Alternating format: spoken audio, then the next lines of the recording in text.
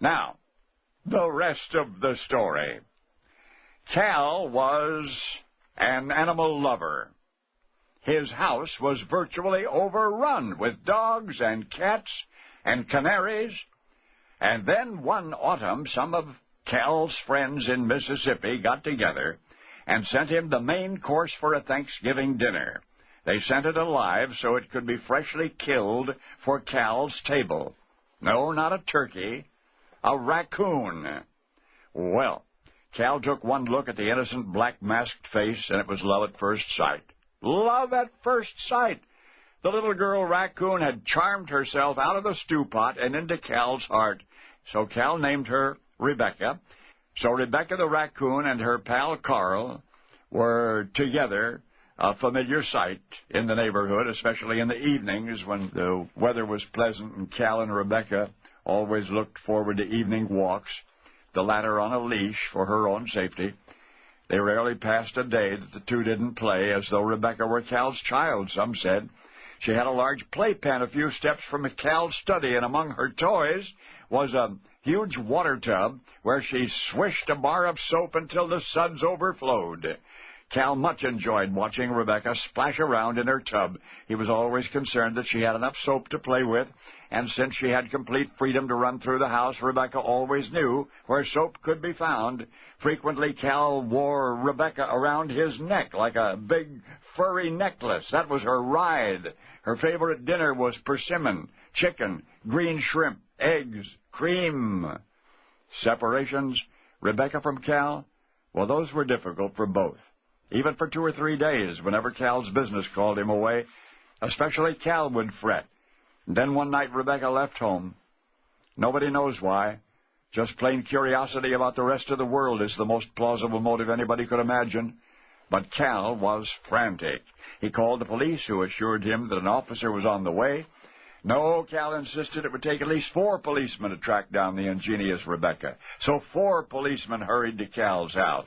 They were most of the night searching the neighborhood with flashlights before one of the men spotted 2 glowing eyes in a hedge. A corn muffin lured the wayward raccoon into custody, and Rebecca was punished for her thoughtlessness by having to spend the remainder of the night in the cellar. Although I understand that Cal missed her so much that he served most of the sentence in the cellar with her.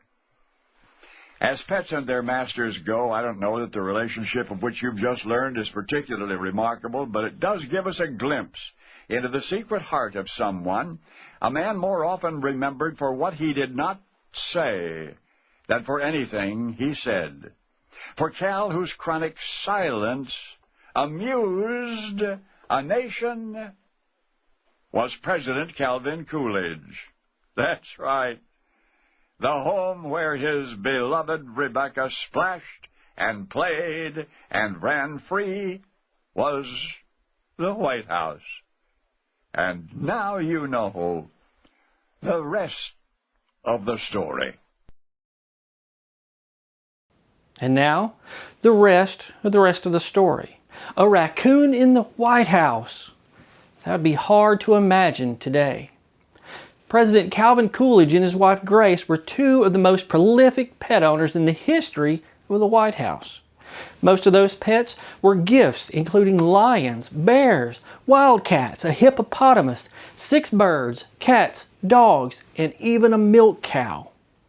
On November 25, 1926, a parcel arrived at the White House from Viney Joyce of Nidayuma, Mississippi.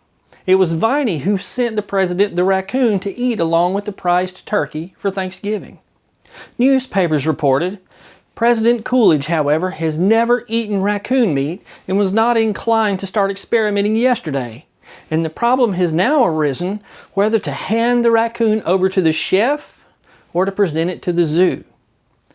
Everyone was shocked to learn that the raccoon was not wild at all. It was perfectly tame. It was friendly. But it was still lively and, as they quoted in the newspaper, a cunning little rascal. She liked to unscrew light bulbs, open cabinets, and unpot houseplants. Despite this, the president took to the raccoon almost immediately. Calvin and Grace named the raccoon Rebecca. I was unable to learn the reason behind the name other than it was an alliteration which sounded good. When the president went for his daily walks on the White House grounds, Rebecca strolled right there along beside him. At first, she was led on a string. For Christmas in 1926, the President and First Lady gave Rebecca a leash and collar which was inscribed, "Rebecca, Raccoon of the White House." During the daytime, Rebecca enjoyed strolling with the President and First Lady, and at night, Rebecca liked to climb into the President's lap as he sat by the fireside. Rebecca became a fixture in the White House, much to the chagrin of some members of the Secret Service. I say some because there were some agents who enjoyed playing with the critter. The First Lady explained that they made a house for Rebecca by one of the large trees on the White House lawn. They had a wire fence built around it to protect Rebecca. Mrs. Coolidge said, "In the house," meaning the White House, "she had her liberty." Rebecca had free reign in the White House. Mrs. Coolidge said she enjoyed nothing better than being placed in a bathtub with a little water in it and given a cake of soap with which to play. In this fashion, she would amuse herself for an hour or more. In 1927, children and their parents were invited onto the White House lawn for the annual Easter egg roll. In the previous year, some 48,000 children rolled eggs, and sometimes themselves, down the hill at the White House. In 1927, guests were in for a special treat. The First Lady attended the annual Easter egg roll with Rebecca the Raccoon. It was a simple gesture, but it brought smiles to everyone in attendance. The special moment of seeing the First Lady with a raccoon on a leash at the White House was something that those children remembered fondly for the rest of their lives. The Easter egg roll wasn't always popular with those in power. Beginning in the 1870s, the White House lawn was a popular spot for children to roll eggs and themselves down the hill on Easter Monday. As the event became more and more popular, some people complained about the toll on the grounds of the White House. In 1876, Congress passed a law forbidding the Capitol grounds to be used as a children's playground. 2 years later, President Rutherford B. Hayes issued an order that if any children should come to the White House to roll their Easter eggs, they would be allowed to do so. Good for you, President Hayes. The annual Easter egg roll is a tradition that continues to this day, but you probably won't see the First Lady leading a raccoon on a leash there. Now, you can't just show up at the annual Easter egg roll. You have to apply through the online lottery for a chance to attend. You can bet I'll be entering my son's name in the lottery. I'll leave a link to the lottery page in the description so you can try to get a spot. Now, wouldn't it be neat if one of our children or grandchildren was selected? In the summer of 1927, the President and First Lady went on vacation to the Black Hills in South Dakota. In addition to the dozens of presidential aides and notable men of prominence they took with them on their 1,800-mile railroad trip, 5 canaries, 2 dogs, and Rebecca the raccoon. By 1928, Calvin and Grace thought maybe Rebecca would enjoy some companionship, so they got another raccoon, a male they called Reuben Raccoon. But there was a big problem. Rebecca and Reuben did not get along. They didn't enjoy each other's company. They fought constantly. Where Rebecca was an escape artist, Reuben was the master of escape artists. It was hard to keep Reuben pinned up. He liked his freedom. In the summer of 1928, Reuben escaped like he had many times before, but this time he was never found. You see, that raccoon mentioned in the rest of the story, the one that escaped and was never found, was not Rebecca, but Reuben. In 1929, as President Coolidge's time as the president was coming to an end, he had to decide which animals to take with them and what to do with the others. The Coolidges presented several of their White House animals, including Rebecca Raccoon, to the National Zoological Park in Washington.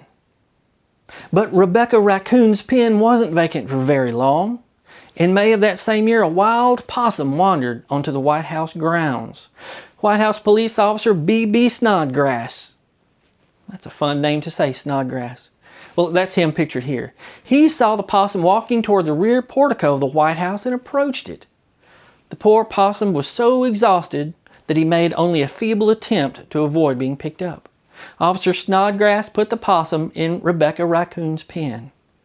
When President Herbert Hoover learned about the possum the following morning, he and Mrs. Hoover rushed down to meet their new friend. After a few minutes, President Hoover ordered that the possum, which they named Billy Possum, was to be given every attention. Thankfully, President Coolidge had no desire to eat Racoon that Thanksgiving in 1927.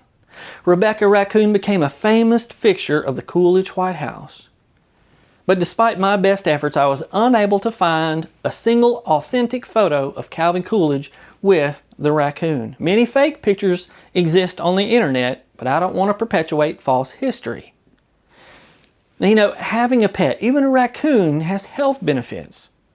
Having a pet can lower stress, anxiety, blood pressure, cholesterol, and the risk of heart disease. Pets can encourage playfulness, exercise, and laughter.